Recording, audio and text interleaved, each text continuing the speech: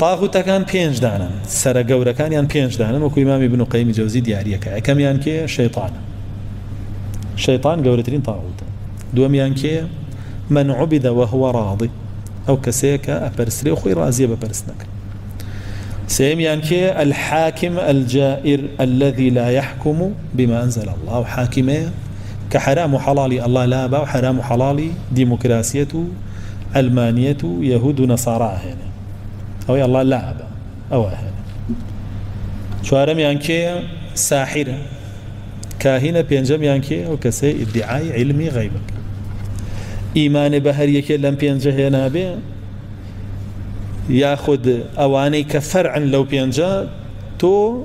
إيمان بالله كده الله وشيته ليت قبولنا كده بتو بهر بينجيو بهمو فرع كانيان كافر بي بس شو ما كده بتشون كافر بي معنى طاغوت